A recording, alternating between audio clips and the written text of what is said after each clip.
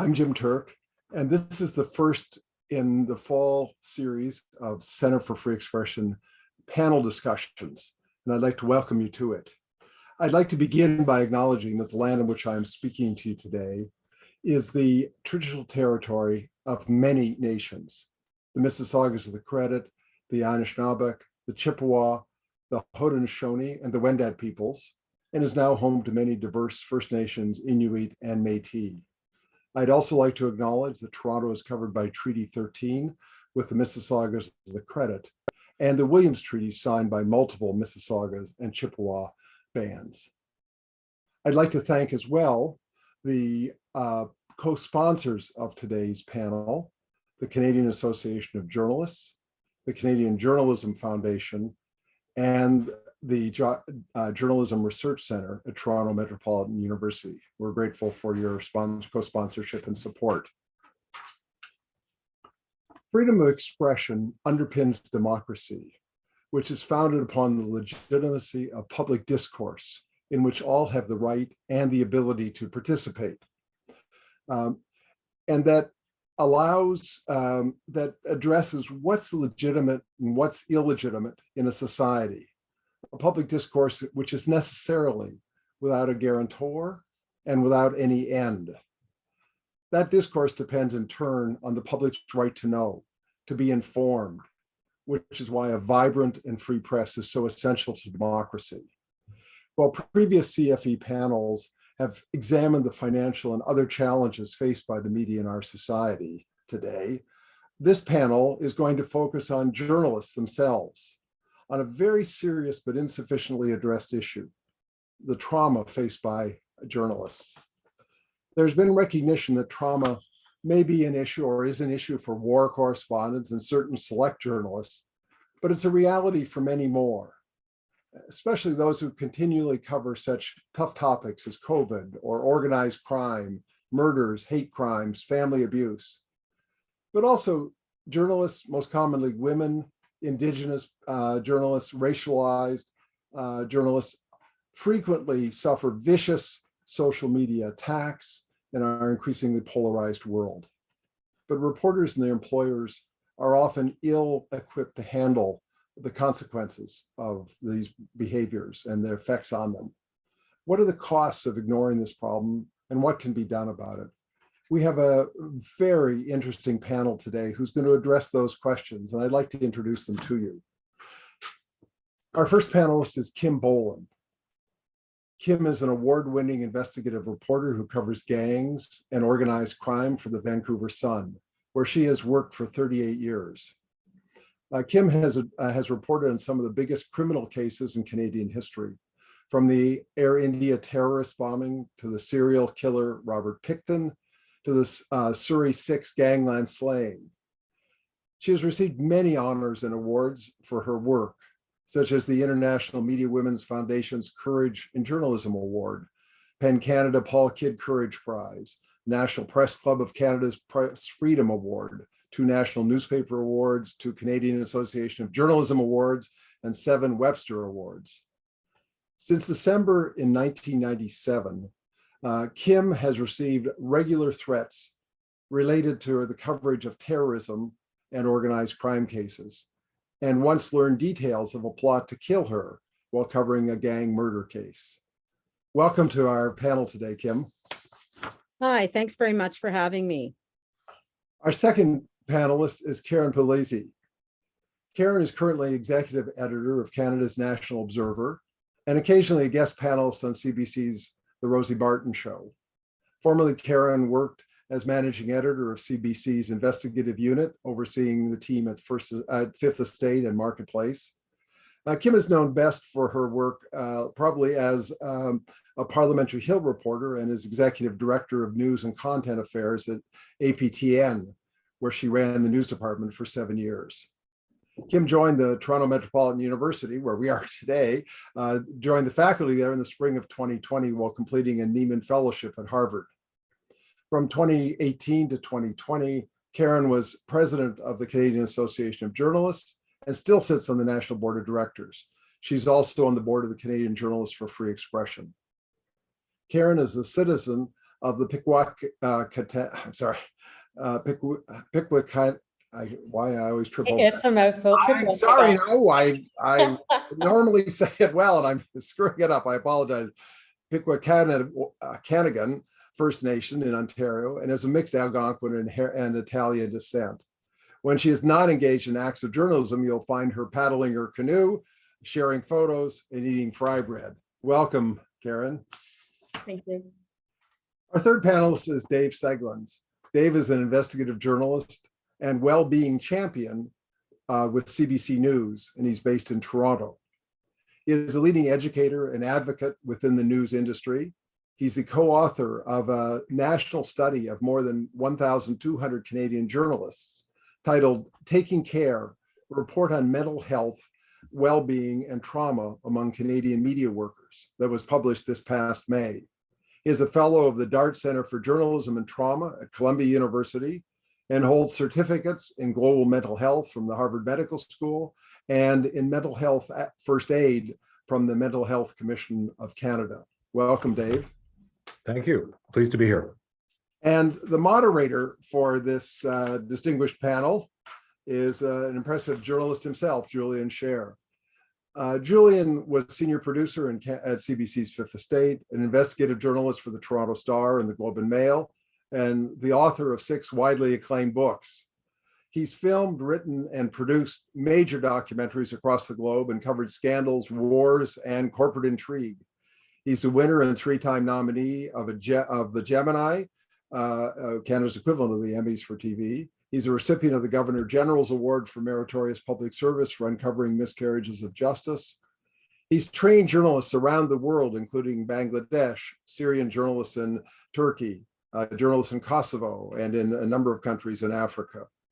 Earlier this year, Julian's documentary, Ghosts of Afghanistan, won the top award for Best Documentary at the Canadian Screen Awards.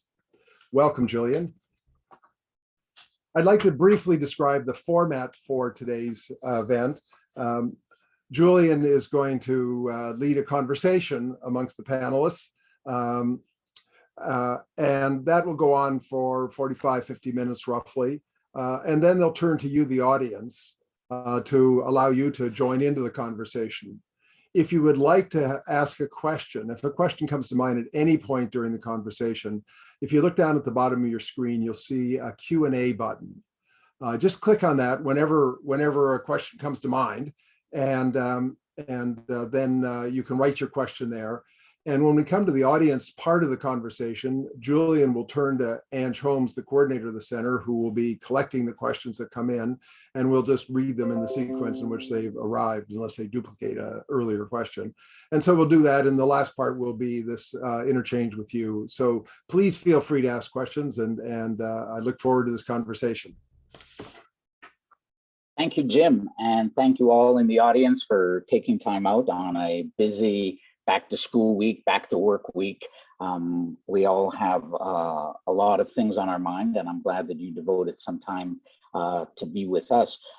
Previous panels we've done as part of the Center for Free Expression looked at Russia, journalists working in Russia, Afghanistan, but I'm excited about what we're about to do with 3 terrific journalists in Canada, because we're used to focusing the camera on other people's horrors, on other people's traumas, whether it's war or abuse or violence here in Canada. But I'm going to be asking Karyn, Kim, and Dave to do something that is frankly quite difficult for us, which is to talk about ourselves. We don't want to be part of the story. We tell stories. But today we're going to focus on our stories because it has an impact on the stories that we can tell you. We're going to look at 3 topics in the next hour and then get to your questions. We'll start with a description of the problem. Each of our journalists will talk about some of their personal experiences. Then we'll move on to what are some of the obstacles in tackling this issue with our bosses, with our colleagues, and with the public. And finally, of course, we want to focus on solutions. There'll be lots of time for you to ask questions, so write notes as our panelists say some interesting and hopefully some controversial things. So let's get started, guys. I'm really looking forward to this. Let's start with what kinds of traumas you all face or have witnessed personally as journalists. Kim, let me start with you. I've known you for a long time. I visited your home with the RCMP security camera that was there. You've covered organized crime stories for years. What are some of the worst things that have happened to you? Well, thanks again for having me. And I want to reiterate that journalists are notoriously loath to talk about things that happen to us in the course of doing our jobs. Like if you want to ask me normally about any story I'm working on or have just done, or my beat generally covering gangs out here, I'll just rattle on for probably much longer than you want me to, right? But then ask me, as they did before this panel, oh, gee, trauma, what's that about? What's that like? And it's extremely difficult to even think about, let alone talk about. So in itself, this is really great for me because I've had to think over the last week or so about not just the threats, which are obvious. So, oh, that's a threat, I'll report that to police or whatever, but like the trauma, right, that you deal with when you're covering these kinds of issues all the time. And, I sort of did a rough tally and I realized I've covered probably more than 1,000 murders, right? And I've never really thought about that before, right? Only for this panel did I actually think about that. And they're wide ranging, like from the Air India bombing, which is 331 murders in, one day. And then, sometime later, the murder of a journalist and my colleague who had broken news on the Air India bombing. And I believe he was killed for that reason, which was an extremely traumatic event in my life. I was getting threats along with him over the course of 11 months. And he ended up being assassinated and I had my house shot at. So those are very specific things, obviously, but just the number of families you've dealt with over the years who've lost someone to violent crime. Some of the Air India families, I'm in touch with them regularly and have been for 37 years. They're people I know really well. Likewise, when myself and my colleagues were first writing about missing women here in 2001, we met and got to know the Picton victims' families, right? And I'm still in touch with many of them as well, right? On top of that, when you're covering gangs and organized crime, the murder victims are often people who are involved, right? They're often young men. You're writing about their full history, which is a lot of criminal stuff. As a result, the families, who I always try to approach to see what they have to say to, I don't want to say get their side of the story because people are very complicated. And just because they're on a bad path doesn't mean they've always been that way or would maybe have gotten out of that if they hadn't died. But what happens often is you get a lot of hostility from family members. And particularly when, no one's charged in a gang murder, which is the case for most of them. I find that the friends and family tend to project on the journalist that's covering the case all the time. And because I've done it for so long, I'm often that person, right? And I say to them, look, I didn't kill your loved one, right? I'm just trying to write about what's happened here. I'm happy to include anything you'd like to say, but I understand it's extremely challenging for families in those circumstances, right? So I'm actually saying things that I didn't think I would say because people usually ask, oh, talk about the threats you got. Yeah, I've had a lot of threats. I probably report 3 or 4 a year to police. I've done that since December of 1997, basically. And I have never seen a single charge laid with regard to any threats directed at me. And even when I can pretty well figure out exactly who it was that leveled the threat, I find that frustrating. And we'll get to some of that too about what we have to do about those threats. Yeah, no, for sure.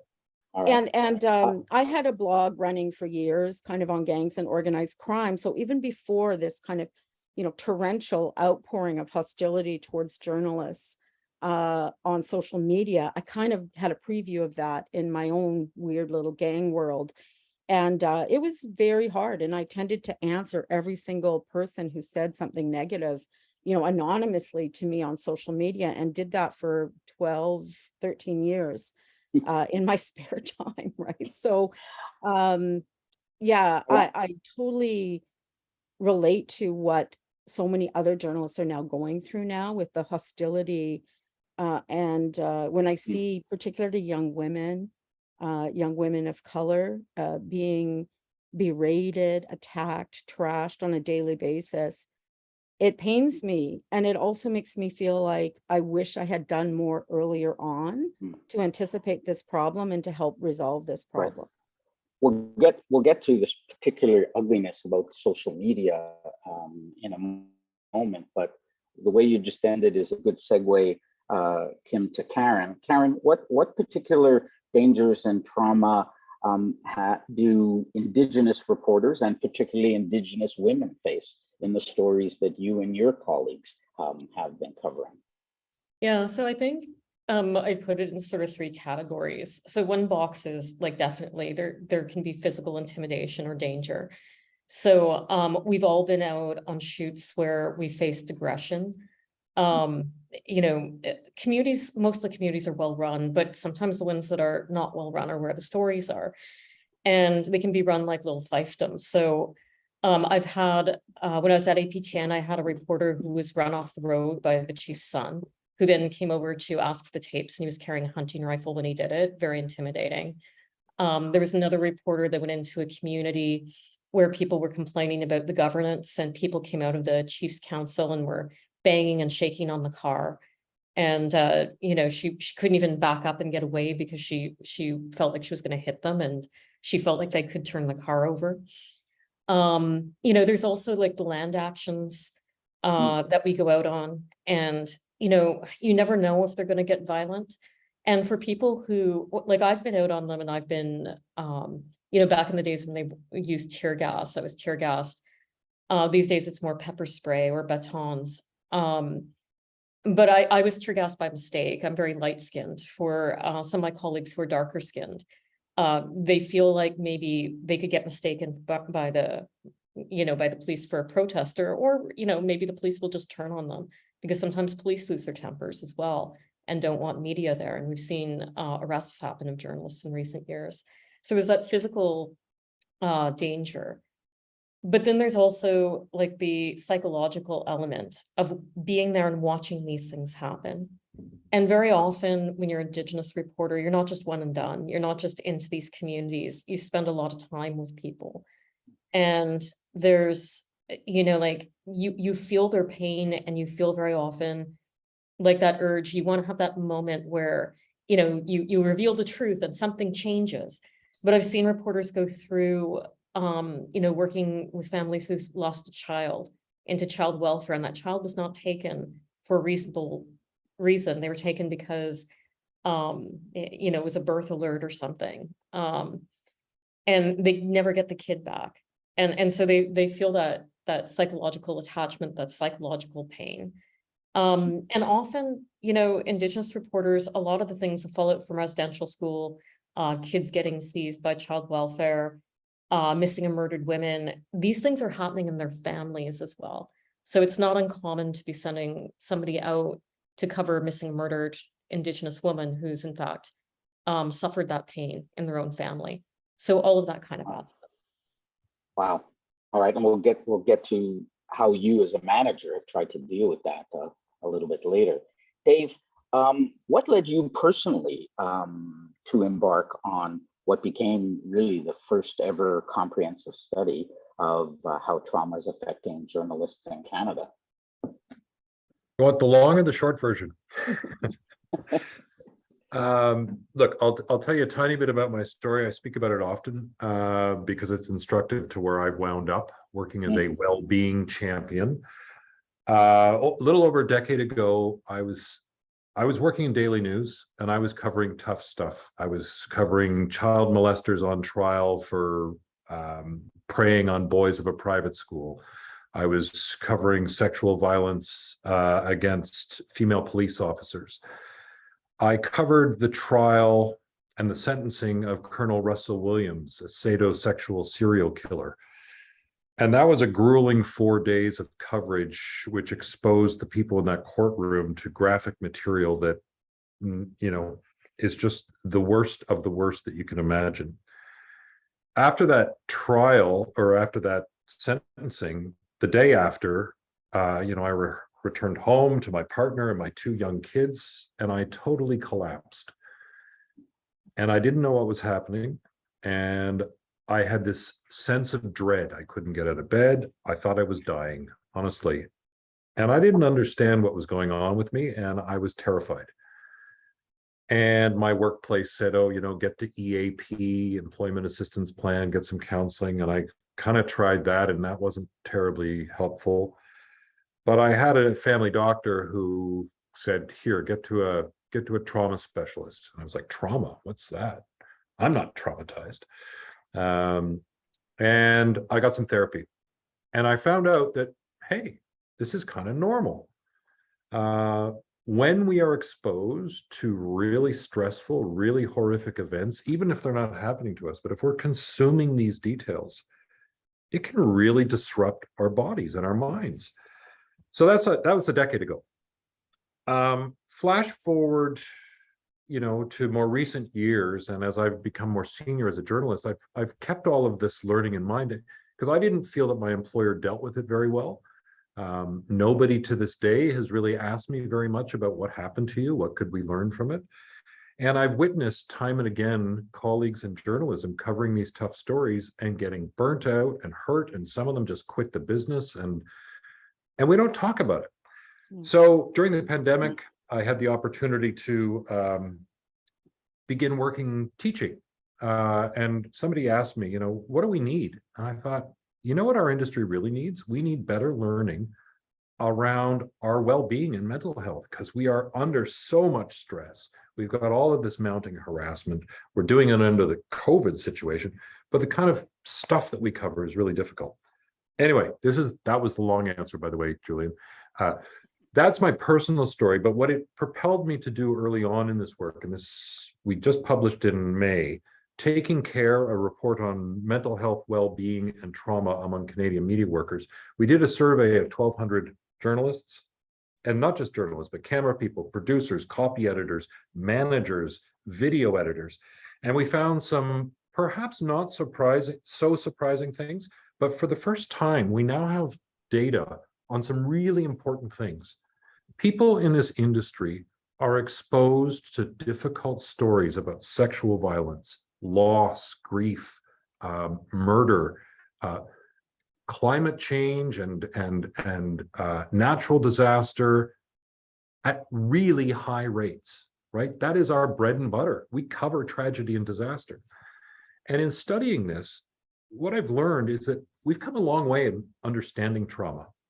And as recently as 2013, the psychiatric profession that governs the Diagnostic Statistical Manual of known mental health disorders has actually gone and said, the way we've understood trauma and PTSD, we've always talked about people to whom it's happened directly. And we as journalists often say, well, it didn't happen to me, I'm just witnessing it.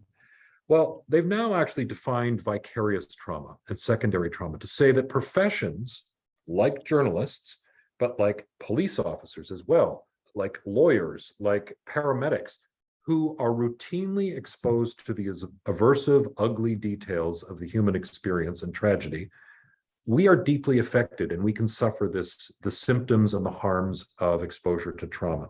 So, number one, from the study, we are exposed to it a lot. Number two, the harms are known and predictable. We have high levels of burnout, anxiety, depression, PTSD, all the way down to, of our 1,200 respondents, 11% have reported thinking suicidal thoughts while working on trauma-related stories. So it's not to say people committed suicide, but that's a warning. That's something that we should be talking about. So I'm grateful for this opportunity. I'll stop there, but that's how we got to the study. And what I'm hopeful is that these statistics allow us to talk about the general patterns, so we're not just describing this as an anecdote or that person's weak, or we can't just dismiss this anymore. We actually have a really large health problem on our hands in our industry. Thanks, Dave. And when this video is posted tomorrow online, anybody who's interested can have direct access to a link that will let you read the study that Dave co-authored. Quite a few of you referenced social media, and I'm going to ask you all, anyone can answer. Let's keep it just to a couple of minutes because I want to get onto some of the obstacles. But what's changed, everything we've been talking about has been fairly common the last 10 years, if not more, but the explosion of social media, the hate messages that journalists are getting, the online harassment is new. And when you have political leaders who call journalists enemies of the people, politicians who openly attack journalists, there's a kind of culture that is dangerous. So any one of you want to just talk about how things have worsened now because of the culture engendered by social media? Jump in, anyone. Well, I'll just say I'll say something quick and then I'll let other people comment, but I don't think it has gotten worse for Indigenous people or people of color. I mean, remember CBC had to close its comments years ago because of the hate that was constantly posted. So I think it's new, maybe for it's broadening or it's applying to new people. So I'll let somebody else speak about that. Yeah, I think that's a really good point to make. And like I said, I encountered it through my own little site, which everyone went to, but a lot of them would say terrible things and would post actual plots to kill me, or they try to raise money to go after me. And sometimes they threatened other people, which put me in a weird position too, because, I would remove that kind of a comment, but I would report it to police because I didn't want to be responsible for, as a third party for a plot against someone else. I do think that, we as journalists want to use social media because it's actually very helpful to the work that we're doing. You can, make contact with people you might not otherwise have the ability to talk to. You get story tips. You can also put information out there related to your stories, or, live tweeting a trial, for example. I find the public really is interested in that. It gives them a much different flavor for what's going on in a court case. And I think that's a valuable service that we provide. But the flip side of that is what the hate that comes back at you, and the anonymous trolls, and the abuse that people take, disproportionately women and people of color. And I don't think enough has been done about it.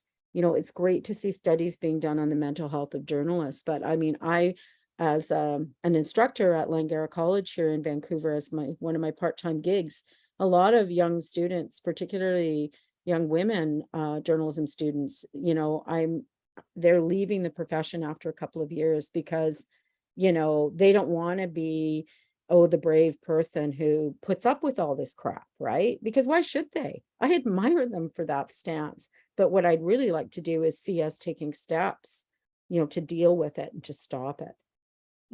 Dave, you said something interesting once when we were talking about how this changing culture has undermines the moral premise of our work. The sense that we may no longer be the heroes that we thought we were. Could you expand a bit on that? You're asking me? Yeah. So, okay. On Karyn's point, I think the racism and the misogyny have always been there. And I can't speak to how it's changed or not. But one of the things I find most pernicious about social media that's happening is those who are anonymous.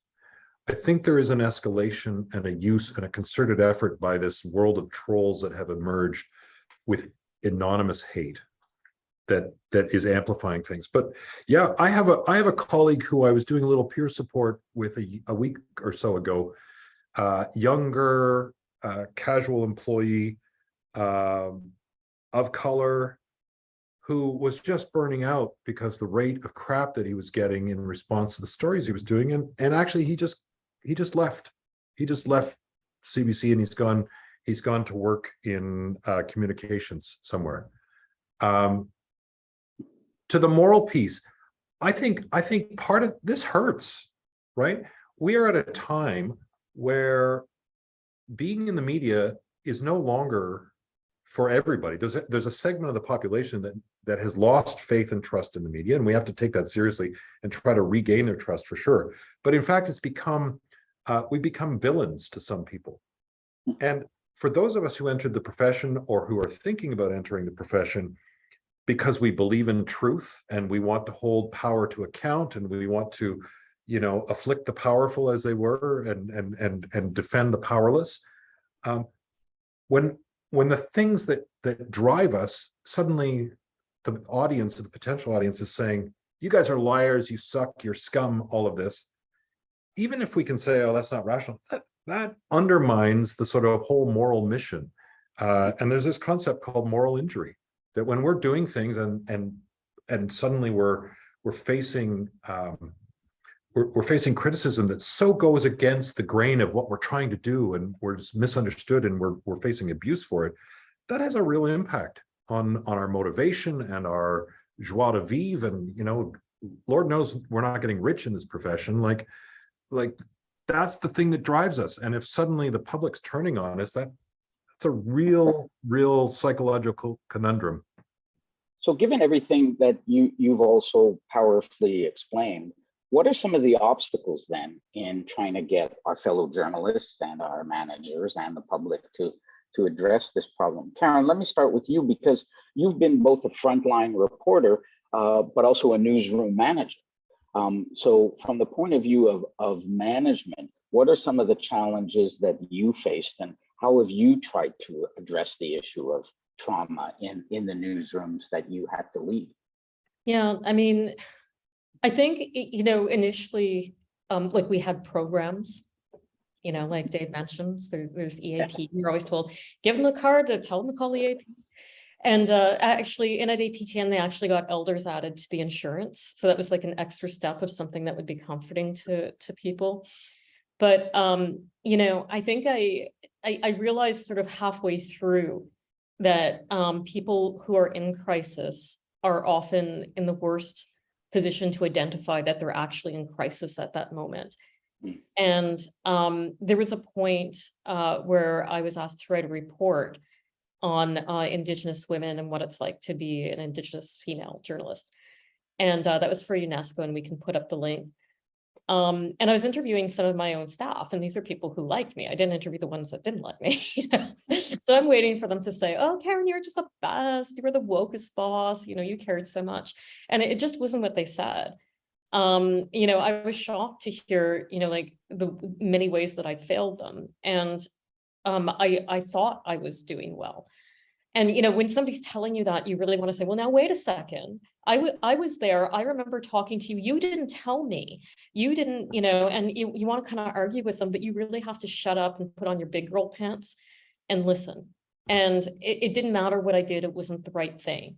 So I think some of the things that I did do well is, I was sensitive I tried to be sensitive to what was going on in people's lives without interfering or pushing too hard. I think that I did get a sensitivity to people who were like in the editing booth because it was television. And I knew that sometimes they were watching something and they were rewinding and replaying it. So they're not just seeing it once, they're seeing it 10 times as they're rewinding and replaying and trying to make their cut. Some of the things that I learned since going through that experience and talking to people was that you really have to check in. I don't know what's being left on the cutting room floor. And I should have known this because I covered residential school survivors. I covered missing and murdered women. I know that you go in and you hear these stories and they're exceptionally painful and brutal, and people tell you all sorts of things that's not fit to print. And so you cut it down for your public audience, but you've heard it and you've experienced it with them, right? And so I didn't know what was being left on the cutting room floor with my journalists. So I think the most important thing that I do now in any newsroom that I'm in is I give all my reporters 15 minutes a month with me to talk about anything. And sometimes it turns into a half hour or 45 minutes. Sometimes they just want to get back to work and want to get off the phone, or off the Zoom.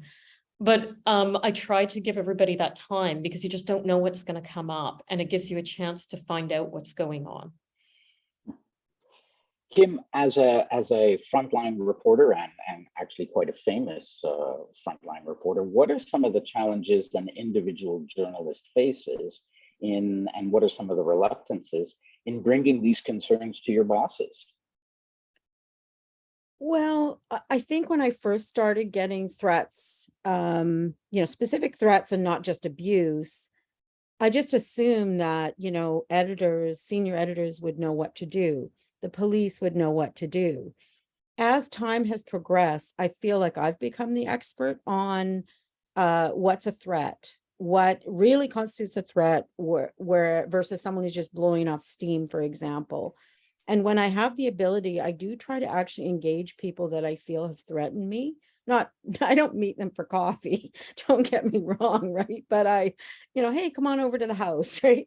Right. I reach out to them online, whether it's, direct message through my blog, through an email. And I say, you get that what you've said constitutes a threat, right? And you can't do that. Threats are illegal. I'm going to report this to the police or whatever. Oftentimes people backtrack, apologize, right? I love that. That to me is the best way, but it's not always easy for someone to do that, right? So I feel like I've become the expert in assessing when something is serious enough to report to the police, Is right? there a And risk that's though? weird, But is there, because I often do it on my own.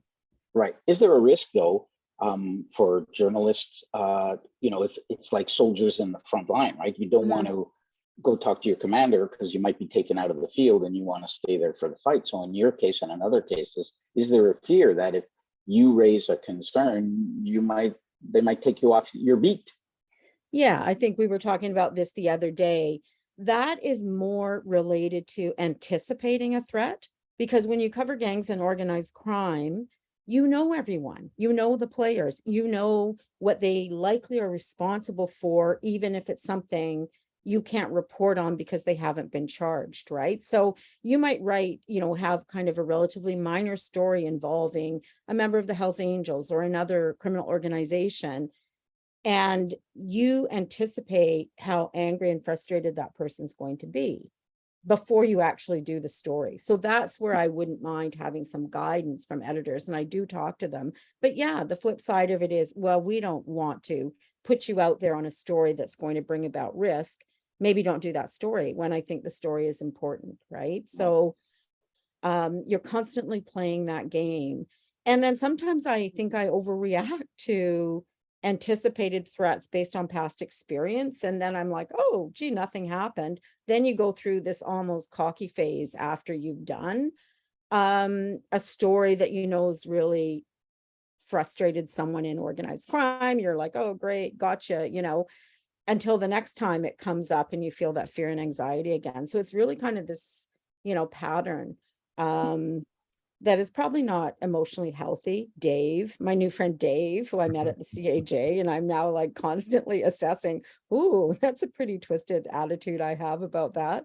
But overall, it's challenging. There aren't that many people covering organized crime in Canada right now. I wish there were more. I mean, Julian, I've leaned on you, like, when I had a big series coming out a few years ago, and that feeling that you get in your stomach when the first story drops and you're just waiting for something bad to happen, it's awful. And I reach out to other journalists sometimes just to be kind of talked down, right? And I feel like the fewer of us who are covering these topics, the fewer people you have to turn to. Dave, based on what Karyn and Kim said, what did your study, and since your study, what have you found about how ill-prepared management tends to be across Canada to deal with this, especially given the crisis facing journalism in general? So how difficult is it for our bosses to handle this? Well, I want to make the distinction that Kim just made, the difference between threats versus sort of trauma and fear of speaking up about the emotional nature of the story. I find and believe that most newsrooms and news leaders take threats, the kind that Kim's talking about, pretty darn seriously, right? To the point of conservatism, like don't do the story. And then they're trying to rein in the racehorse like Kim to say, come on back, don't do that story. And so that's one navigation against threats. The thing that our study finds, and I think that any journalist who's being honest with themselves, is that there's fear about raising your own vulnerability, your own sense of questioning. Am I up to this? Can I stomach this?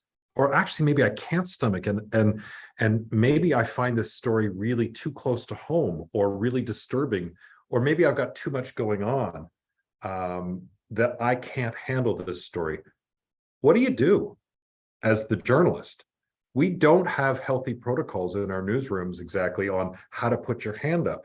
I'm kind of ashamed to say that, you know, as recently as 2 years ago, I had a whole bunch of death stories on my platter, and another one was breaking about a historical child sex murder. And I was like, oh my God, I don't want to do this story. Like, this is making me feel ill. And so when I went to my bosses, I said, I'm sorry, but I've got too much trauma on my plate. And at that time, I was told, well, it doesn't work that way. You can't decline an assignment. And I stopped and I went, actually, this is exactly how it should work. I'm putting up my hand as a self-aware professional who's seen a lot, and I'm telling you this is not healthy. I'm happy to report that, you know, we've kind of talked that through, and we've used it as a bit of a learning moment for me and at CBC to get us towards a better, healthier protocol. But what the survey tells us is that there's a lot of distrust. There's a lot of even admissions by managers that they're not specialists in mental health. Managers aren't well trained on how to deal with this.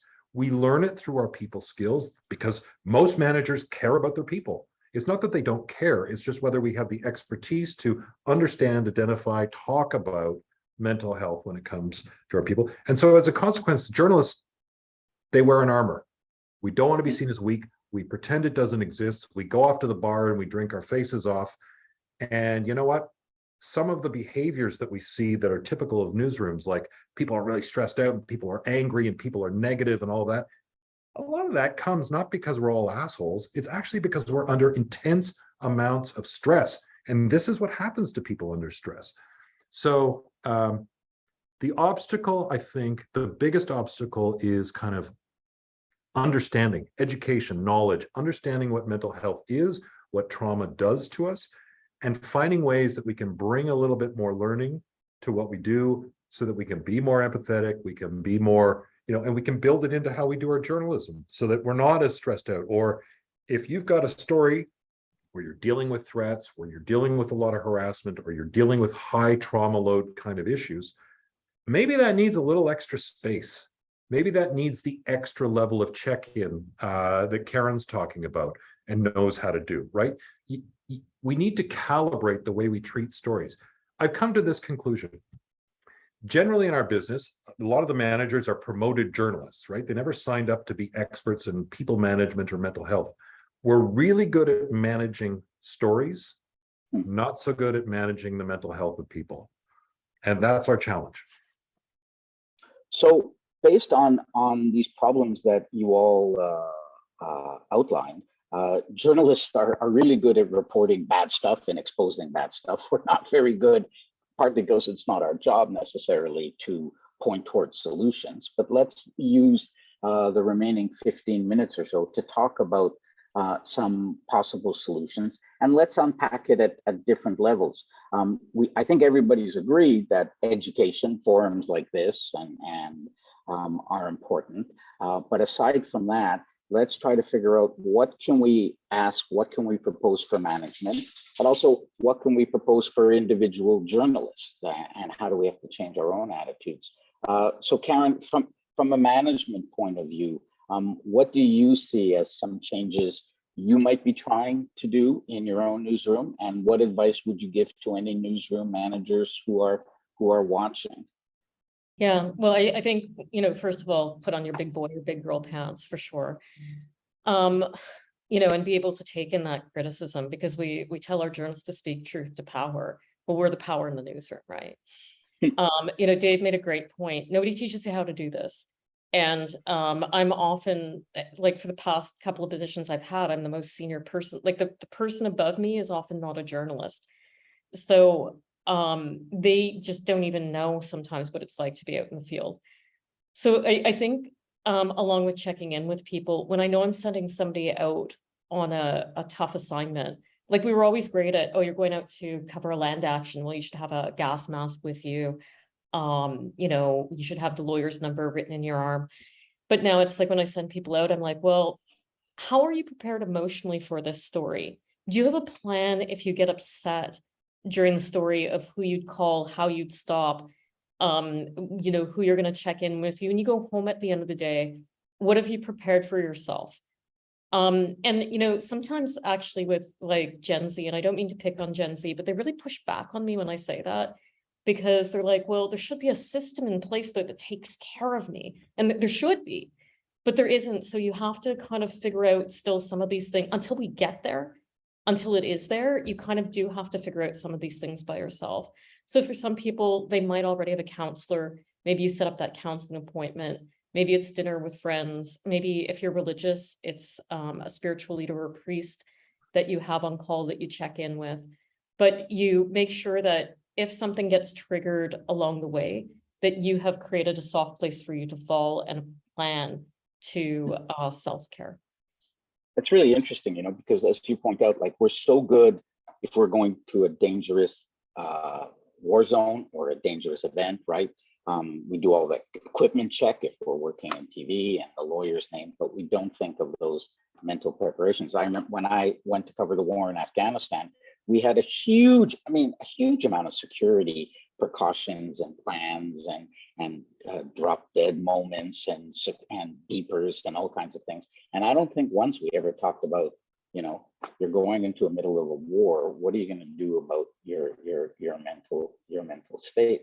You know So, what, Kim, Julian, I've got to say, sometimes they send reporters to heat training, you know, to prepare them for the war zone. yeah, And I've done all the psychologically courses. have a breakdown during the heat training because they haven't thought about that element of it. That's right. It's like if there's a kidnap, who do you save and how to save somebody from bleeding out, and you're dealing, you know, and there's very little talk about the mental stress we're facing. Dave? Just a couple of years ago, I went for my own heat training recertification, and I was taken hostage, you know, and that whole scenario, and it was terrible. And I emerged from it, and every time I drive past that barn out in rural Ontario where we took the course, I still have this. But I'm happy to report that, you know, heat trainings are evolving. I'm now embedded in some of CBC's heat training where I deliver a session on psychological well-being. That's good. That's good. That's one piece of training. CBC has a great learning and development department, and so we have the resources. Smaller places and operations don't. Journalism schools have a real role to play to begin exploring and bringing in curriculum that's about trauma-informed journalism. It's how we cover other people's trauma, but also how it affects the journalists. And our study, the Taking Care report, we asked people, you know, have you had any trauma training, whether in journalism school, whether on the job? And and we also surveyed journalism schools. The truth of the matter is, there are bits and pieces here and there in curricula, but there isn't a strong curriculum yet. And I think we need to get there. So that's education. Let me rhyme off a couple of other things. Peer support, building systems where colleagues help colleagues. If managers want a really simple, small tool, go out and get a mental health first aid certificate. This is like a life-saving course for swimming, right? We used to take swimming classes so that we could be certified by the Red Cross. Well, the Mental Health Commission of Canada, and this is an international standard actually, there's a first aid course, but it's how to respond to people with mental health issues. It takes a day or so, or 2 half days, $200, really helpful for anybody who deals with people who may be facing stress or distress. There are a bunch of other solutions, but I really like, Karyn, what you said about building intentionally into your assignment practice, thinking about it as people are heading out the door, you know, having plans, some of that putting it on them, but also, how about this one? One of my favorite questions, and it's the simplest thing, for teams that are out there in the field, they're working to deadline, they're probably working to 3 platforms, radio, television, online. Who's had lunch? Seriously, who eats lunch in this business? And when I asked that question in a room full of journalists, less than 10% regularly eat lunch. And so as part of the assignment process, when people are on difficult stories, I actually argue it's not just up to the journalists, it's actually up to the assignment desk to check in. Have you had a rest? Have you had your lunch? Are you getting more than 3 hours sleep overnight? And right? coffee is not lunch. And coffee is not lunch. These are think small that's- things, but Yeah, sorry to butt in, Dave, but no, please. like I, have been in my newsroom, which is currently my house office, but whatever, since 1984, right? We used to have 10 times as many reporters as we currently have. 10 times. I could, even as a young journalist, I could say, I'd really like to go investigate this. I'll see you in a week. And I would just, disappear and go and dig and talk to people and do whatever.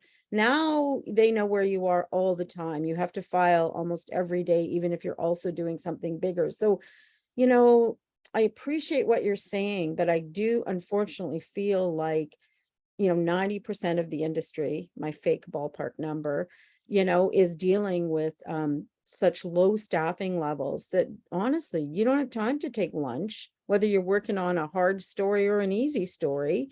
And, the other people above you that are lovely people, and I'm sure care about your mental health or what's happening in your life, they don't have time either to check in. So, I know that's a bit of a cop out, and we still have to come up with suggestions to help people in smaller newsrooms, but even the former big newsrooms are smaller newsrooms now by a large margin.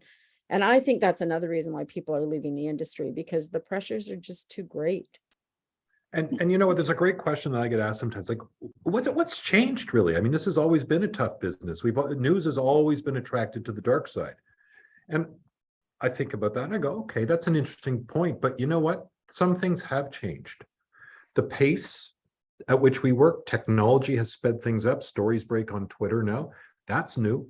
The harassment and the political polarization and the lack of faith in media, that's changed. The merging of digital, television, radio, that's been a progression over the last decade and a half. The fewer people, that's a change, right? So I think it's just ratcheted up. And to your point, this is one thing that comes up in the survey of Canadian media workers is workload. Mm-hmm. Where have we got to, like, workers have been called on to do more and more and more. Where's the counterweight? At what point do we prioritize well-being? At what point does it become unhealthy to the point that we have to say, no, stop. It's actually important to eat lunch once a week. Anyway. I want to jump in, Dave, because I don't think, you're right about all the stuff that's changed, that's put on more pressure. And I've worked in small newsrooms where, I used to tell the folks in at APTN, I tell them now in the Observer, it's like, I wish I could tell you that this wasn't going to be frustrating, but we'll never have the riches that these big newsrooms have. It always will always be small. And so you just kind of have to have reasonable expectations. But let's just go back to the golden days before the 24-hour news cycle and before the internet and before people could just, anonymously take pot shots at us and threaten us. People weren't doing well back then either.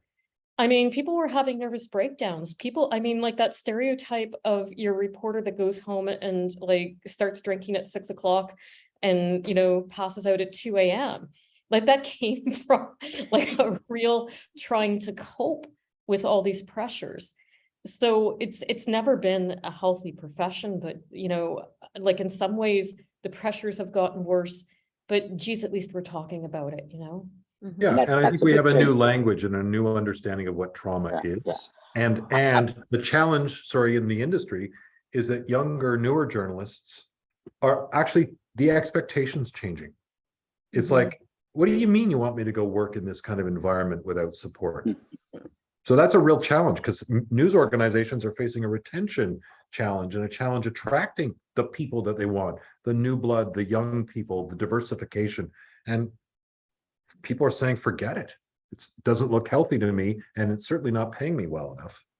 That's probably good. I want to remind our audience, we're going to go to your questions in about 5 minutes or so. We already have quite a few, but if something that any of our panelists have said, or something you've always wanted to ask anyone, please feed your questions to us, and we'll get to them in about 5 minutes. Kim, you've faced a lot of threats. What kind of success have you had? You're a more senior reporter in trying to convince your management to maybe take some action to try to stop particular threats or defamation or anything you're facing. Yeah, I mean, honestly, if I reach out to them, I would say they're generally responsive, right? Because they almost default to me to identify what the issues are, because as I was sort of saying earlier, I'm kind of the expert on the people I'm covering and what they're capable of, right? So I recently, after months of back and forth discussions, got my editors and head office and post media to agree to file a defamation suit against an online blogger who was just posting all kinds of horrific things about me that were untrue, right? And I can take insults like the next journalist. Like, again, I'm old school. I'm not suggesting that people should, not be upset by insults, but you do have this protective shield. You're like, oh, well, they're saying this about me, whatever, thick skin, all the rest of it. But in this case, the person, it was just escalating. They were accusing me of, being behind setting up a murder, that everything I said was a lie, that I was on the take from an organized crime group, plus the police, right? I'm apparently getting money from everyone. So I just thought, first they went through the whole rigmarole of, well, is this person really, why can't we just ignore this? We don't want to give them more attention or publicity. And I said, look, it's actually been going on for months. They're repeating the same information over and over. I don't know how many followers they have, but, I am getting threats that appear to mirror the information that's being put out there, right? So we filed a defamation suit against the person. First, we sent them a lawyer's letter a year ago. And then last month we filed a defamation suit, and, they were worried it was going to blow up and become a worse situation. And, we're the media. We don't like being, again, sort of the center of something like this. Like, I'm filing a defamation suit, when I teach journalism students how to avoid having defamation suits filed against them. And again, that whole, well, hey, we're tough. You can say bad things about us, and, we let it roll off our backs. Anyway, it appears that it's going to be resolved quickly and out of court. And I think that this has been a successful strategy. Fingers crossed it's not over with yet, right? And I do think we need to push back against some of the worst stuff. And one thing I kind of wanted to say is, like, as journalists, what do we want? We always want data, right? I don't feel like we have any. I mean, I really appreciate the study that Dave did, and I feel like that quantified the problem. But what we don't, as far as I know, have data on is, like, how many times a year are journalists going to police, or, how many, like, threats, harassment, and I really wish we had like a clearinghouse where we could send all this stuff, 9:52 p.m. Twitter comment, have it categorize it. Is it harassment, a threat, like, have it, threat of violence, etc. Right. And, I know it's probably hugely resource intensive, but I would love to see some kind of project undertaken. I'd be happy to help out in all my spare time. Right. So, as you know, we're probably all way overcommitted, but I feel like we need to have data on how bad this is, and then we could use that to get action from the federal government, from attorney generals across the country, maybe police, maybe a whole other agency, that's non-police, like a, human rights tribunal deals with hate crimes or other forms of discrimination. Maybe we need, some other body that helps deal with this problem that journalists feel more comfortable dealing with. I don't know, but I sort of throw it out there because I don't know, I just get tired of talking about it in an anecdotal way. And like, oh yeah, remember when this happened? Because it does become just part of the repertoire of stories that an old hack like me has, that people love to hear, but nothing actually practically changes. We're gonna get we're going to move on to questions, but one thing I should tell the audience that one thing that came out when the four of us were talking with Jim Turk and the CFE is maybe producing some kind of guide. Dave did a study and Karyn did a study. There are guides that have been written for American journalists and other journalists, but maybe the CFE could, with some of these panelists and drawing on your expertise, put out a guide for journalists on the levels of trauma, what to look for, and also what steps to take. So out of this conference, maybe something really concrete can happen. Mhm. All right, let's go to our first question. Ange, can you read our first question? Yeah, and I do also want to remind attendees that you can use the Q&A button to ask questions at any time from now on. The first question is from Marla. Marla asks, isn't the growing expression of hostility to journalists a product of our increasingly polarized society, often intensified by some in the media themselves, like some talk show hosts and some networks that profit from polarization and anger? If so, what can the media do to address this turn in our political, social, and media culture? Ooh, good, tough question. Anyone want to tackle? Jump in. Well, I'll deal with some of the, like, there are disinformation sites out there that mask themselves as news that have been doing a lot of damage to democracy, and part of people who want to do damage to democracy, whether they're dictators or whether these make quick money sites, they often do go after journalists, and they spread disinformation and say you're getting the real truth here and you can't trust those other guys. And I think we saw a lot of that kind of come up as hostility towards journalists that were covering the truckers' convoy in Ottawa. It's one thing that if you were part of that movement that went down to Ottawa that wanted to express yourself, to not like what reporters were covering, it's quite another thing to throw a rock at their head. Mhm. And so there's some of that urging going on through the disinformation sites for sure.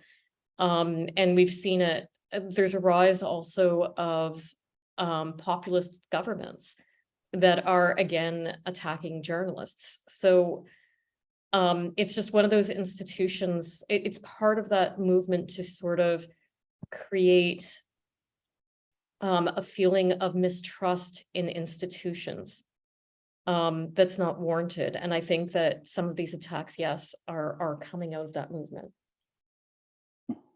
I'll say that number one, this is a little bit beyond my subject matter expertise because I'm here talking about mental health, and I'll express a personal opinion that is not that of CBC, but I am a student of history, and we've seen disruptions, when the printing press was invented, suddenly the church hegemony and the monarchy hegemony broke down, and suddenly there was this new public discourse and nation states grew up. And then when television arrived on the scene, everyone thought Canada was going to become America, and we had all this sort of, and now we have not just the internet, but social media. And if we look at it in a historical perspective, social media is only a decade and a half old. And I think it is blowing up some of our social organization. We don't have a 13-channel universe anymore. We don't have consensus on what is truth anymore. And so I actually think it's not the only thing happening here, but I think that things are shifting. Power is shifting, and people are talking in their own little silos. We hear this all the time, facilitated by a new technology, and our society is going to get really shaken up. And I'm not actually that optimistic. I don't think that there is a return to the media being trusted in the way it was before. I think we have a new kind of challenge. And for those of us who care about the truth, I think we have a real responsibility to do strong content that speaks to and supports the public as best we can. And that's our only defense. We will get an audience trusting us if we're doing work on their behalf. And it's never been a greater challenge. And I'm actually not optimistic about public discourse towards media and journalists going forward. I think it's going to get worse. interesting challenge. I'll just plug that Maria Ressa is also giving a talk later if you aren't done with Zooms at Simon Fraser University. So go look it up and you can watch her speak about this topic. Yeah. And I think one of the challenges that the audience has to understand is that people in the audience might have a political view. You might like Fox News or hate Fox News or like Rebel Media or whatever. The problem is we as journalists, don't express our political views. The challenge, I think, that's embedded in the question is, what do you do when from within our profession, there are media outlets that are possibly breaking what I would think are the principles of journalism?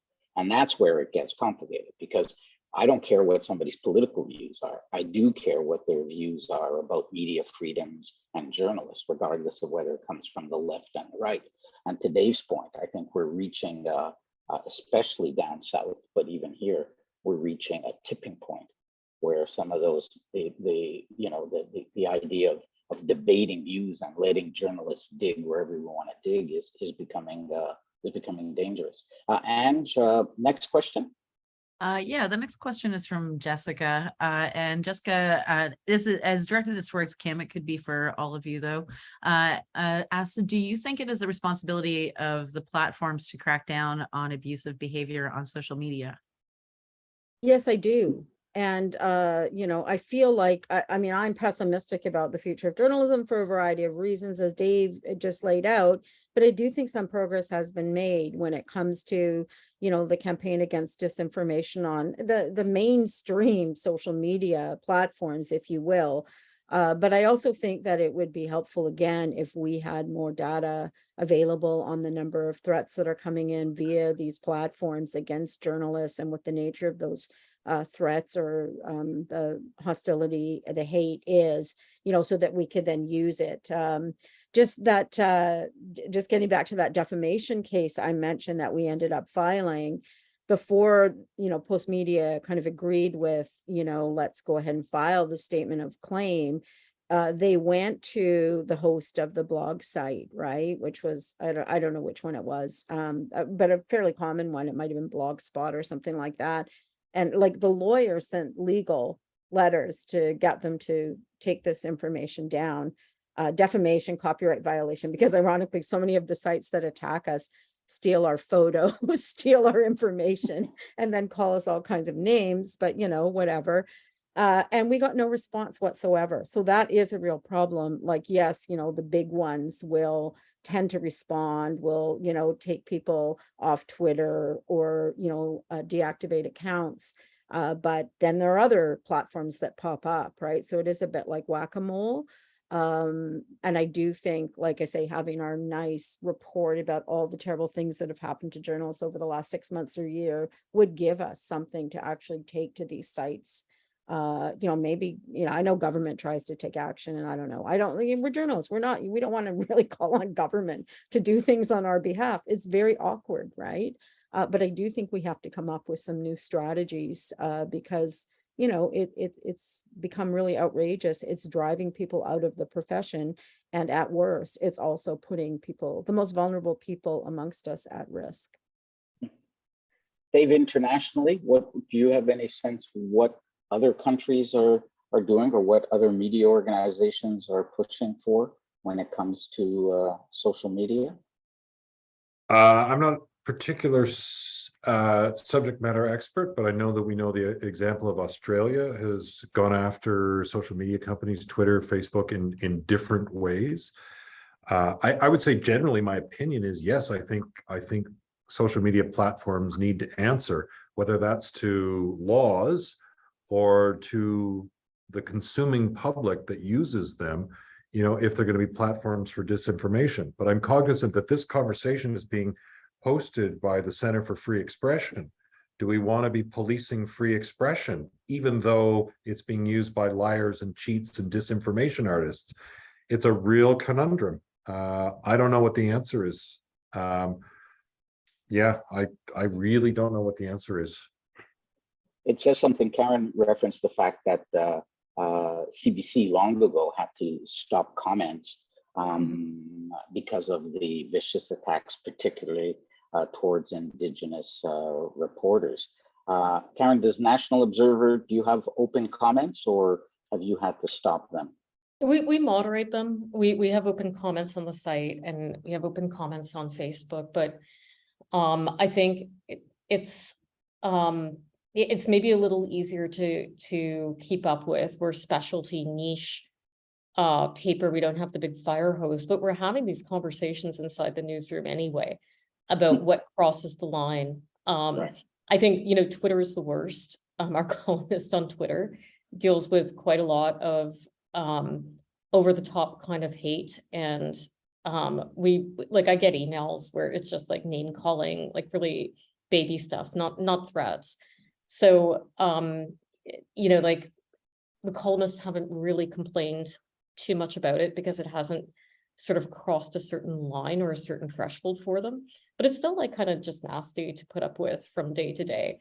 Like even these small things, because we're talking about the big things, we're talking about the death threats, we're talking about the racism, but even just the small things where you can't just have a conversation where you say, I want to disagree with you and have a rational conversation where you're just, like calling people, names, like you get that in your ear a lot, and it does really bring you down.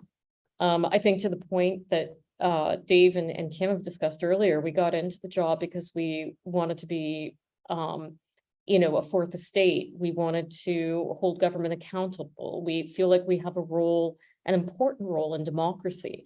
And so we see ourselves as being, like the servants of the public, and you get that kind of feedback and it really weighs you down. And Dave referenced, these, even if they're not real threats, this attack on the morality of what we're doing has this drip effect, right? That just begins to undermine our ability to and our willingness to take on the tough stories. All right, we still have a few more questions that we want to try to get to in the remaining 15 minutes or so. And what's the next question? Yeah, the next question is from Mark. Mark says, Dave Seglins' comment about education made me think that this panel is being hosted by the CFE at Toronto Metropolitan University and co-sponsored by the Journalism Research Center at TMU. What specifically would panelists recommend that the School of Journalism do in its curriculum to prepare and equip students to deal with these issues when they become professional journalists? Ooh, great question. Dave, you want to start? Well, I feel a little conflicted because I was having a discussion with the chair of TMU's journalism program this morning about the kind of curriculum we might build to prepare students. So talks are underway, let me tell you that much. Holding forums like this is a beginning. It's not a proper full education, but we're opening discussions, we're finding ways. Look, I think, and what I'm doing at CBC right now is we are teaching a course. We're teaching it to leaders in the newsroom. We're teaching it to frontline journalists. I think this kind of learning should be adapted for journalism students to introduce people to the ideas of what does stress and trauma do to the brain? What does it do to a working person who is consistently exposed to difficult materials? What are the strategies for taking care of yourself? How do we build that into newsroom practice? That's one part of trauma-informed journalism, about how it affects the journalist. But then there's another piece of the curriculum which I think helps the well-being. It helps prepare the journalist to do even better journalism, especially on vulnerable people. And that is trauma-informed journalism, studying and thinking critically about how we cover other people's trauma, right? And that can be in all sorts of contexts. It can be, the survivors of a murder victim, the family. It can be going into stories about sexual violence. It can be dealing with intergenerational trauma, as we've seen, especially in so much of the coverage around legacy issues from residential schools and intergenerational trauma stemming from the Indigenous experience in this country. If we can apply our learnings about what we understand trauma and apply it to how we approach people, how we don't badger people, how we give people agency and control and support when we're doing journalism and doing interviews about them. That's the kind of deep thinking and good journalistic practice that is not only teaching the skills to the young journalist, but it's teaching you how to be mindful of the mental health of our subject matter And that also helps you take care of yourself. So you're doing a more ethical journalism. Anyway, I'm getting off into a bit of a speech, but those are the kinds of things that I think we need to be doing more intentional work on teaching in journalism schools. And I'll say one last point. Out of the Taking Care report that we did and published with Carleton University in May, there is an industry roundtable that we're holding in Ottawa in October for some leading editors, and there will also be some union heads, and there will be some associations. And I'm happy to say that Journalism Schools Canada is coming to that, where we're going to get some leaders to sit down and think through what kind of curriculum can we build.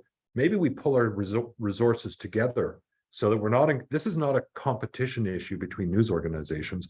If we can pull our smarts together and build curriculum, we can help journalism schools and newsrooms across the country get better at this. You know, if I Kim, could jump in, because Yeah, I just, absolutely. you know, I taught 1 year at TMU. And if I'd stayed, I really thought like I needed to start out the class or all the classes with something on self-care and mental health.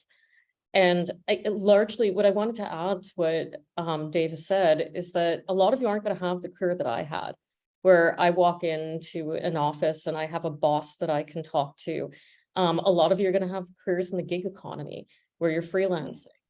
And that's a whole area of care where you don't have access to necessarily like Sun Life mental health counseling in your contract that you've got to kind of think about. And now that I'm engaging with a lot of freelancers, I'm really trying to figure that aspect out too. So, and the other thing is you might find yourself being a newsroom boss a lot younger. There's a lot of startups, a lot of young people starting their own things and being very successful at it. And all of a sudden you're going to be in a position where you have to make these decisions about your employees, and you might not have even turned 30 yet. So yeah, there needs to be, this all needs to be taken into the thinking of the school, because schools are still kind of preparing people for the big newsrooms, and those aren't the reality for most reporters anymore. Kim, at Langara, have you tried to deal with this issue, and what are some of the challenges? Yeah, I know I teach 2 courses. One is investigative research and investigation, and one is media and the law and ethics. I teach half, I teach the law half. And I've been there for 9 years, and I have introduced units on things as they evolve, right? So, you know, I've been sort of teaching a Me Too unit now on how you deal with you know, like legal issues that arise, for sure, when you're, you know, often doing the so-called he said, she said stories, and how things have changed over the years. I try to bring in guest speakers who've done some of these very deep investigations. You know, so I talk about that and the vulnerability of the people that you're dealing with. And I've also just last year introduced a unit specifically on covering protests that ranges from what happens when you're attacked because of the, you know, alt-right ideology, like in the truckers protests, versus being on the front lines of some of the land disputes, right? And if you choose to be an embedded journalist, you know, with some of the land activists, what your legal obligations are. So I bring in the court rulings, the latest ones, so that people know how they can legally protect themselves. And I talk about Amber Bracken getting arrested and, you know, subsequently released. And because I think journalists need to be prepared, because just as you were saying, Karyn, journalism is evolving. Like I've been, you know, mainstream media my whole career. You know, so we were always taught, yes, you document everything, you stand on the sidelines, but that's not always the approach that a lot of journalists take now. And, you know, they're perfectly entitled to do it a new way and a different way. But, you know, there's also court rulings and precedents that, you know, may impact you if you do end up being in a situation where you get arrested or something like that. So these are just one class kind of on each topic. But I've tried to, you know, put it into the curriculum. And then overall, I talk about trauma-informed journalism, you know, from my understanding of it, honestly. Maybe people have a different understanding, but I mean, I've dealt with so many vulnerable people over the years. And, so I feel like I've developed a trauma-informed approach that I try to pass on to my students, even if it's not maybe the official one that Dave might teach. But this is, I mean, it's an interesting sign of hope you're all raising, because I don't think these things would be discussed in J schools, as recently as a few years ago. So there's some hope here. Ange, next question. Yeah, the next question from an attendee, they say, Karyn mentioned that journalism has long been an unhealthy profession. Before social media, the 24-hour news cycle, and the dwindling of staff in the newsrooms. Are any panelists aware of anyone who has written a history of journalism, so when trying to solve today's problems, we can put it in a historical context? Without doing that, how can we find any real solutions? I'm not aware of a history, but John Scully, who has been quite open about, he was my boss when I was in Vision TV, and I love him to death. And he really helped me when I was reporting on a death by suicide. And I remember walking into the newsroom and just saying, I don't know what's wrong with me. I wake up in the morning, I just want to punch out my roommate. She hasn't even done anything. And I said, maybe it's a story I'm working on. And he took me aside and he said, it is the story you're working on, and you have to use your intelligence to separate yourself from the story. And he has been quite open about his own struggles with mental health. He's got a book out called Am I Dead Yet? That talks a little bit about his career, and he's had many other writings, if you Google him, about sort of what he went through in the bad old days in journalism when they just said, suck it up. Cecil Rosner, formerly of the CBC, has written a book on the history of investigative journalism in Canada. It doesn't specifically talk about trauma, but you'll get a sense there.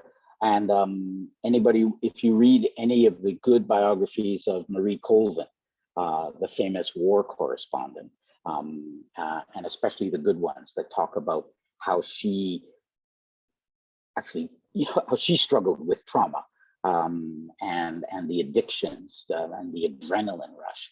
So some of the insightful biographies on her can be quite good. And I'm thinking of, there's one other book that I was really struck by, and it's by a guy named David Morris. He is a former Marine who became a war correspondent, and he was embedded with US troops in Iraq, and he got blown up by an IED.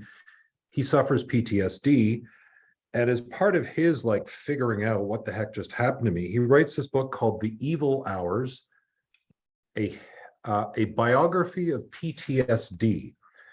And it's not quite a history, it's more a historiography, which is looking at our understanding of trauma through the ages, and how it came to be defined as PTSD in 1980, largely through study of Vietnam War vets, to also this, what I mentioned earlier about 2013, this idea of vicarious trauma, and how journalists have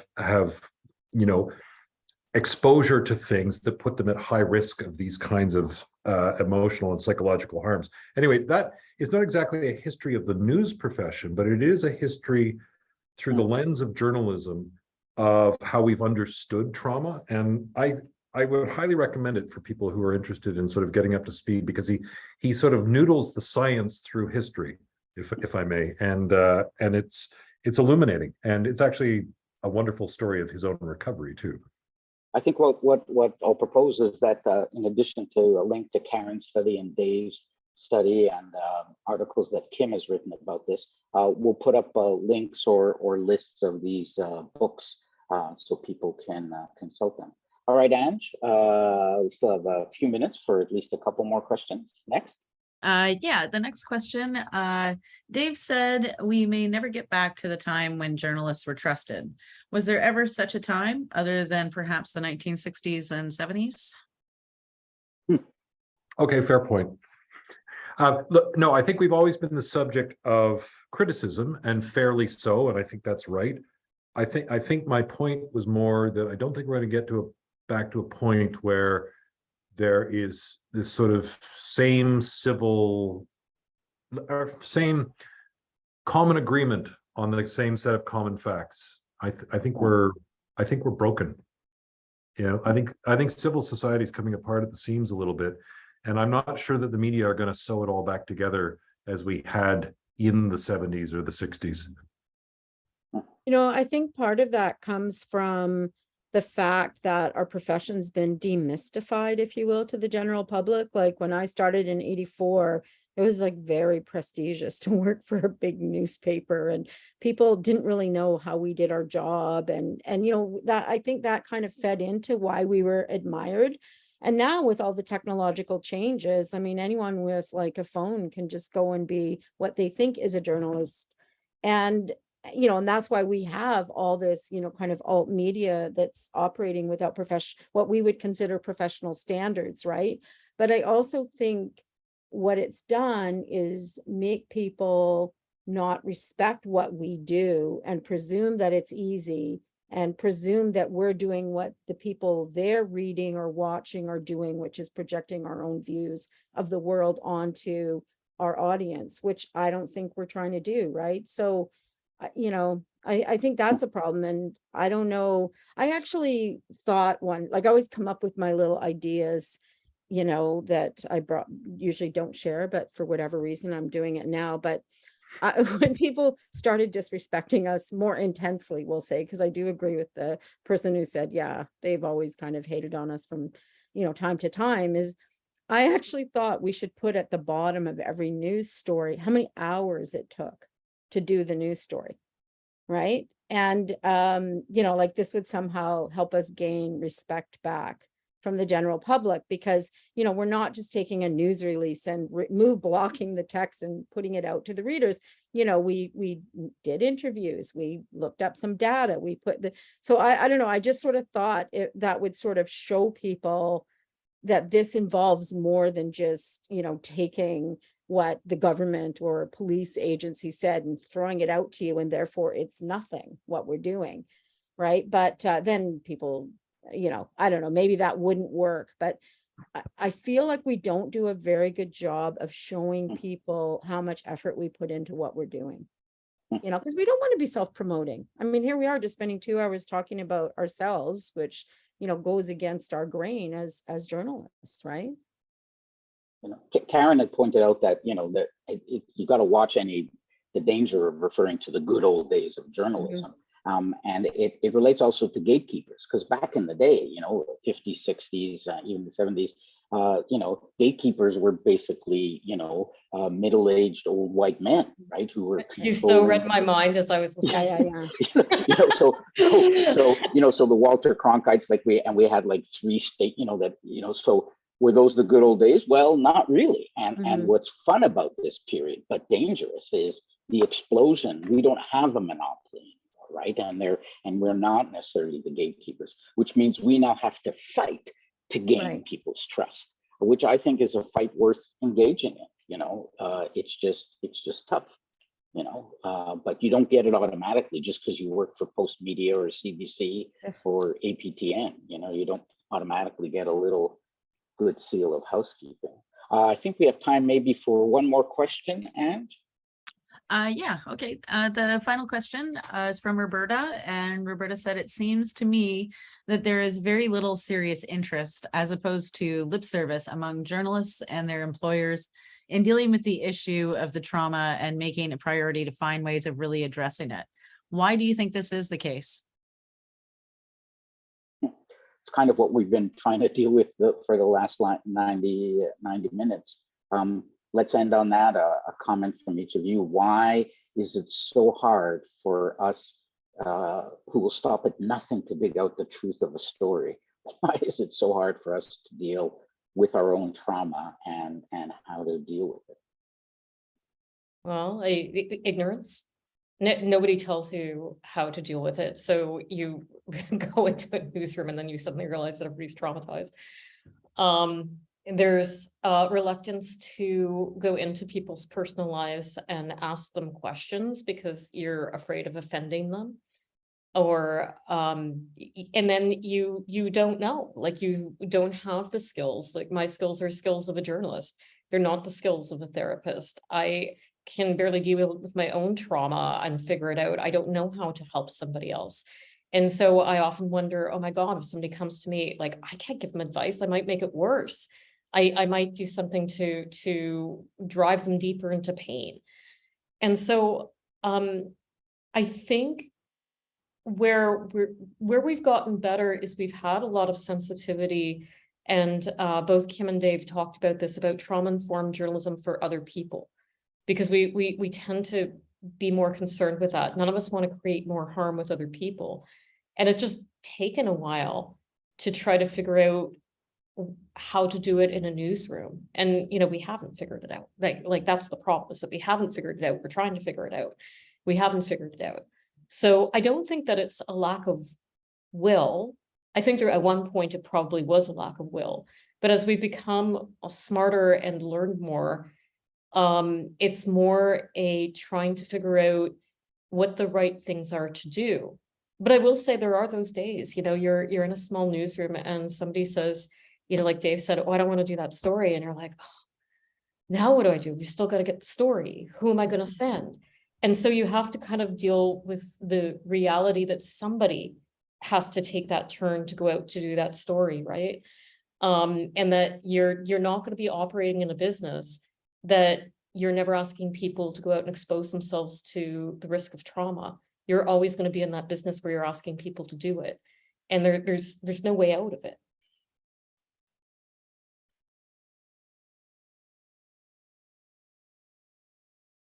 I can't hear you, Julian. All right. Kim, final thoughts? Yeah, I do think that news organizations are getting better at least being aware of the issue in an overarching way. We've had seminars, people coming in to talk to us about this. We've had, you know, sessions on the online hate and maybe how we should react to it. But ultimately, journalists, we need to change our attitude about it, because, you know, like, it can bother me and then I just sort of put it out of my mind and get on with my day. And, you know, to sort of report and document something takes a lot of effort when you're busy with other stuff too, right? And so sometimes at the time you're like, yeah, I'm going to do something. And then when you maybe would get around to it, you just don't bother, right? So I do think we need ways to make it easier for individual journalists to decide to report or document something. And I do think that the news organizations will respond appropriately.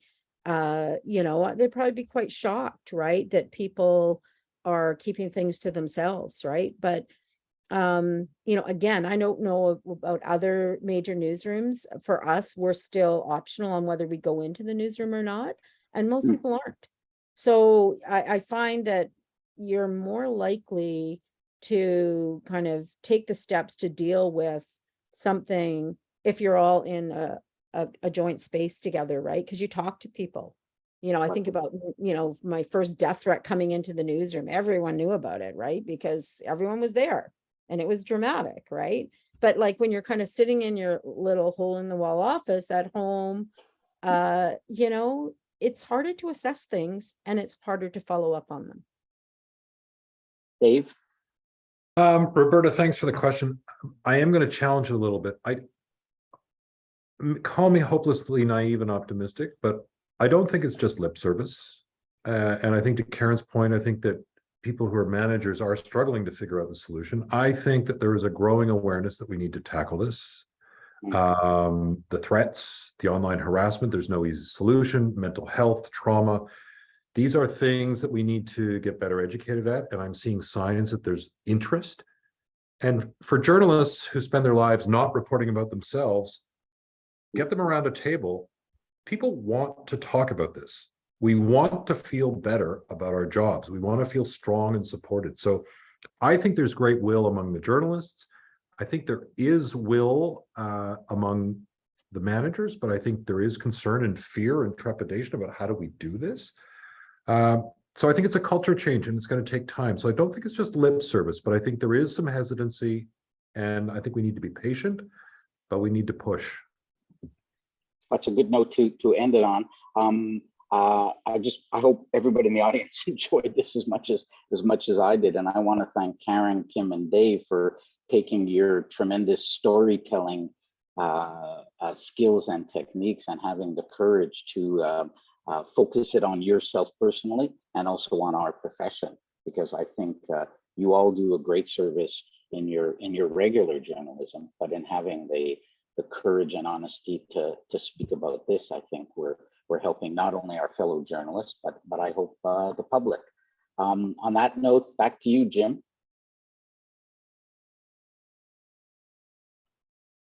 I'm trying to come back. I can't get my camera to work. All right. I don't know why that is, so I'll do this without the camera working. I just want to second what Julian just said, and thanking you, Kim, and you, Karyn, and Dave. I mean, not only was your ideas, your contribution really moving and powerful, but your willingness to focus on yourselves, which is, I'm not sure the audience fully appreciates how hard it is for journalists to make themselves the focus of the story, which is sort of totally against their culture. So very grateful, and we're grateful to the audience for joining us today as well.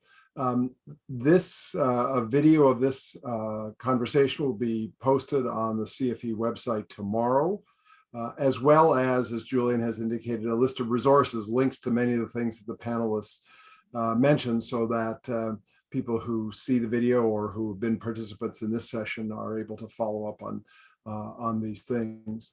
Our next event at the center is going to be a week Wednesday, on Wednesday, September 28th, which is looking at a related but very different kind of issue.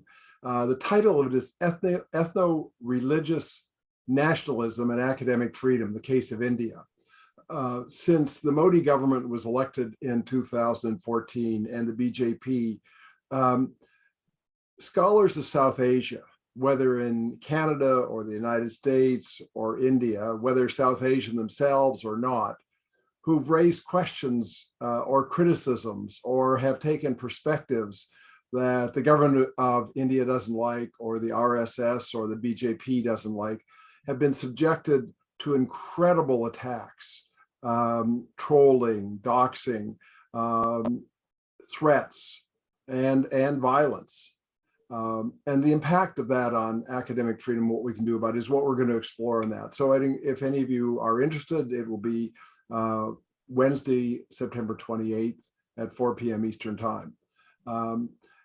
We've had many events. You can see what they are and see if any interest you, and see the videos of them on our website, which is cfe.ryerson.ca. Again, thank you all for joining us today. Bye-bye. Bye-bye. Stay safe, everyone.